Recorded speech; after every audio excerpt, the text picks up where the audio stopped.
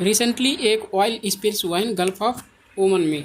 ठीक है, तो ये गल्फ ऑफ ओमन है, ना कि ओशियन। ठीक है, और ये किसके थ्रू हुआ है, ऐसा कयास लगाया जा रहा है कि जो यूएस और ईरान की जो डिस्प्यूट है उसकी वजह से ये जो है किसी ग्रुप ने इसे ऑयल टैंकर सिंक कर दिया है। ठीक है, कहाँ पर? Gulf of ocean.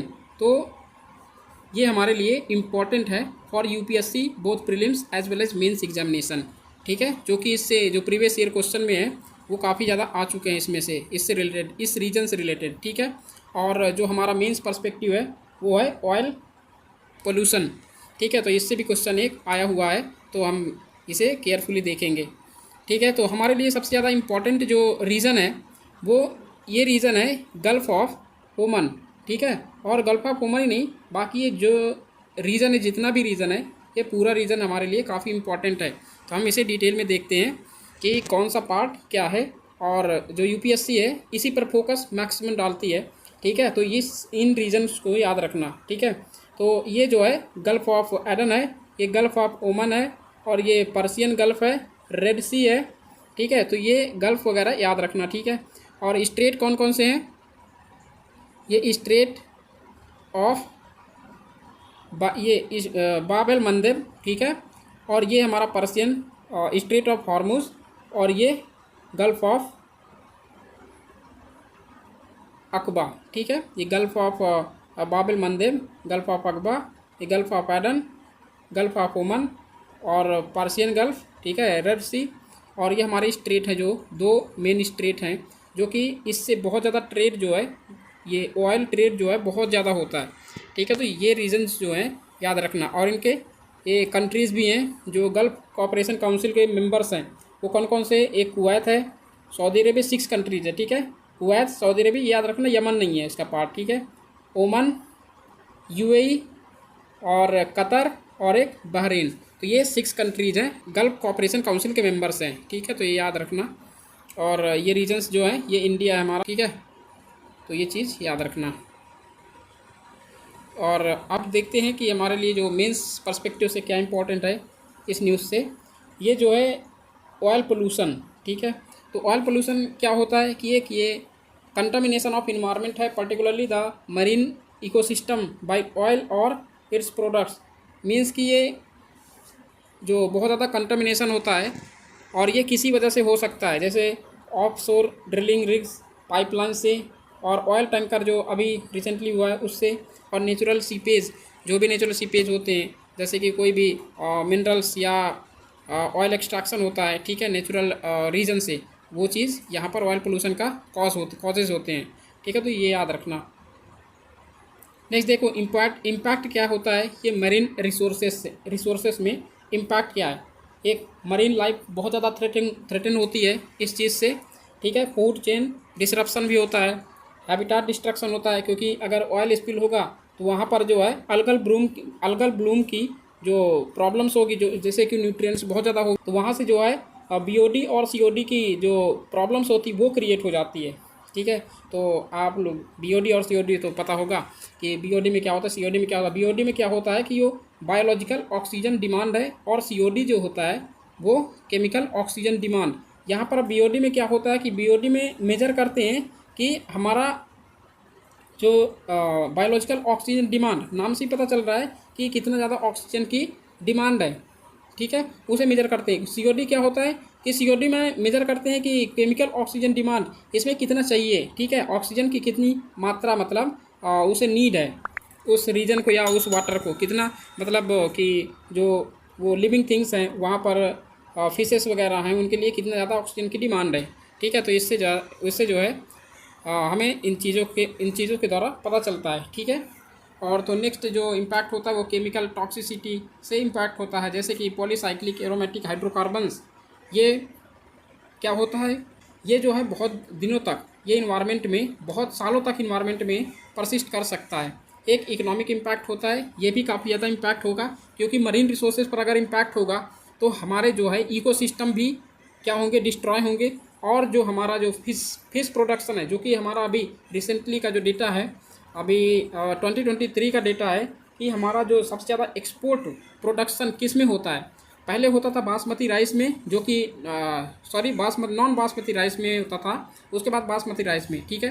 अब जो है उसका प्लेस कौन ले लिया है, ये मरीन प्रोडक्ट्स जो हैं वो ज़्यादा एक्सपोर्ट होते हैं, ठीक है। तो ये हमारा एक मेजर सोर्स है for export and for the economic growth, ठीक है। तो ये याद रखना।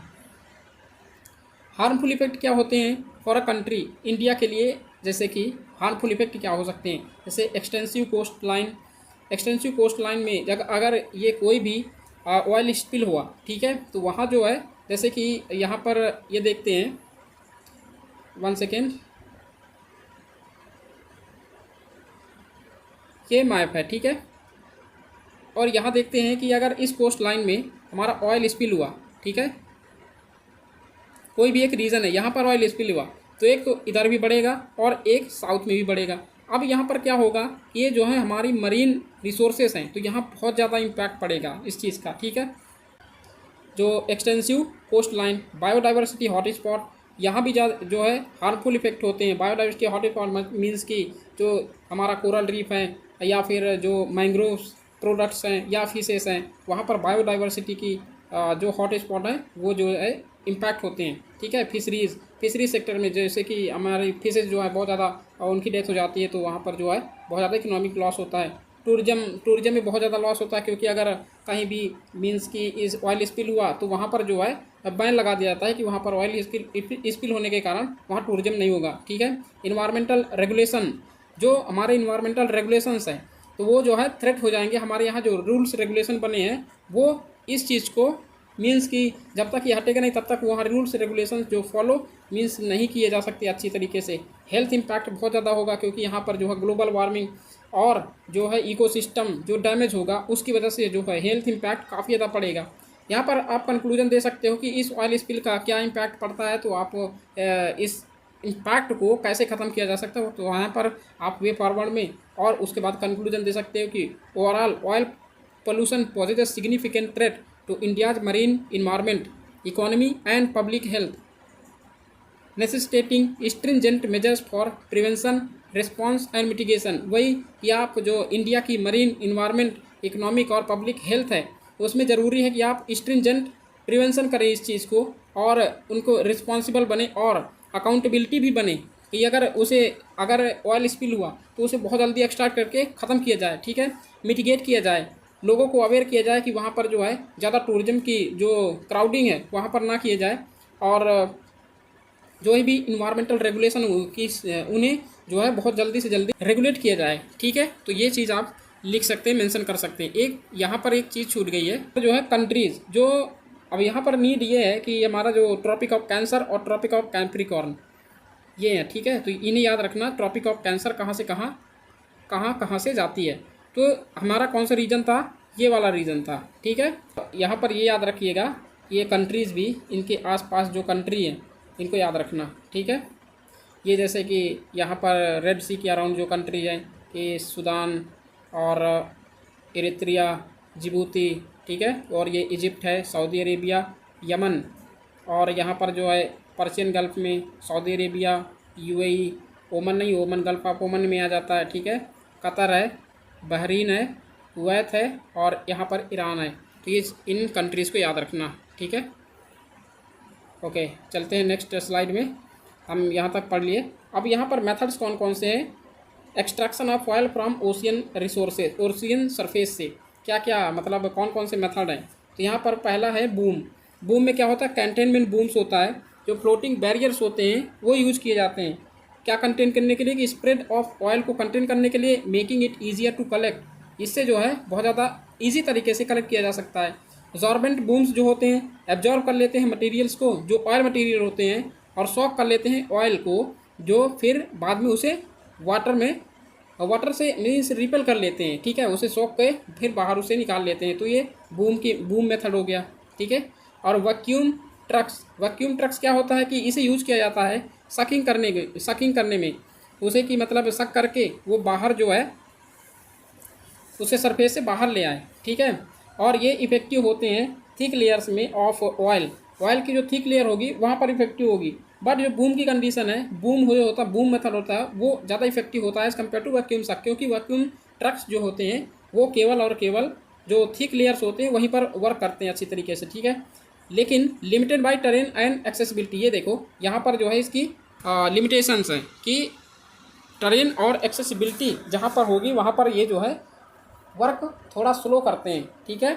और स्कीमर्स क्या होते हैं, स्कीमर्स एक मेथड है जो कि डिवाइसेस होते हैं जो रिमूव करते हैं ऑयल को वाटर सरफेस से, ठीक है। और ये जो है मैकेनिकल तरीके से कर सकते हैं या फिर वैक्यूम बेस्ड कर सकते हैं। अब जॉर्बेंट यहाँ बूम मेथड में भी देखे थे। जॉर्बेंट जो है मटेरियल्स होते हैं जो एब्जॉर्ब करते हैं लिक्विड को। नेचुरल जो जॉर्बेंट होते हैं जैसे कि स्ट्रॉ, हे और पीट मॉस, जबकि सिंथेटिक जॉर्बेंट जो होते हैं मटेरियल्स लाइक पॉलीप्रोपाइलिन। तो पॉलीप्रोपाइलिन ये याद रखना कि पॉलीप्रोपाइलिन जो है वो सिंथेटिक मटेरियल है और स्ट्रा, पीट मॉस ये जो है नेचुरल रिसोर्स है, नेचुरल जो जॉर्बेंट होते हैं उनसे एक्सट्रैक्ट करते हैं ऑयल स्पिल को, ठीक है। और नेक्स्ट जो होते हैं वो हमारा जो एडिशनल मेथड्स जो हो गए वो बायोरिमेडिएशन, काफ़ी इंपॉर्टेंट है बायोरिमेडिएशन। आप इन्वायरमेंट के चैप्टर में भी पढ़ते हो कि बायोरिमेडिएशन कैसे होता है और क्यों किया जाता है बायोरिमेडिएशन, ठीक है। तो ये इन्हेंस करता है नेचुरल बायोडिग्रेडेशन को, बायोडिग्रेडेशन प्रोसेस, न्यूट्रिएंट्स को और माइक्रो ऑर्गेनिजम्स को जो ब्रेक डाउन करता है ऑयल को, ठीक है। तो ये याद रखना, जैसे कि नेचुरल बायोडिग्रेडेशन करते हैं और ऐड करते हैं न्यूट्रिएंट्स, और या फिर माइक्रो ऑर्गेनिजम्स जो ऑयल को जो है वो क्या करते हैं, कैप्चर कर लेते हैं। और ये मेथड काफ़ी ज़्यादा स्लोअर है, ठीक है, बट यूज किया जाता है कॉम्प्लीमेंट्री अप्रोच के द्वारा, ठीक है।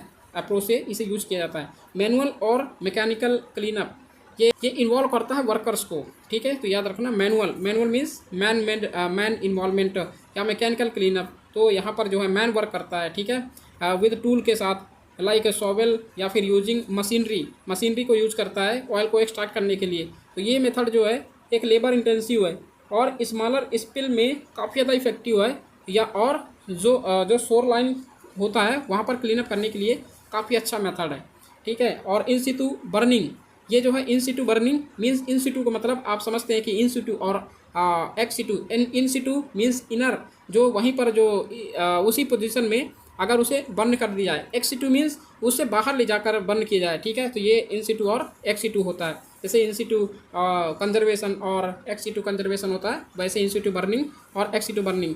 तो इग्नाइट करते हैं ऑयल को वाटर के सरफेस पर, ठीक है, to burn it off means कि इसे जैसे कि ऑयल को उसी प्लेस पर बर्न कर देते हैं, ठीक है, तो वाटर के सरफेस से। तो ये मेथड जो है इफेक्टिव है, लेकिन ये प्रोड्यूस करते हैं हार्मफुल एमिशंस। मीन्स अगर कोई ऑयल स्पिल होता है, जैसे मान लो कि यहाँ पर सबसे ज़्यादा जो हार्मफुल गैसेस होती है कहाँ से निकलते हैं, जो है कि व्हीकल्स, फॉसिल जो होते हैं, ठीक है, पेट्रोलियम व्हीकल्स, डीजल व्हीकल्स, ये बहुत ज़्यादा हार्मफुल होती है, इमिटेड होती हैं, ठीक है। और तो ये रिक्वायर होते हैं, बट इसका जो इन सिटू बर्निंग में होता है रिक्वायर होता है careful control to avoid unintended damage. तो यहाँ पर जो है इससे जो है इमिशन जो है बहुत कम होता है एज़ कम्पेयर टू कि ऑयल को बर्न करने से, ठीक है।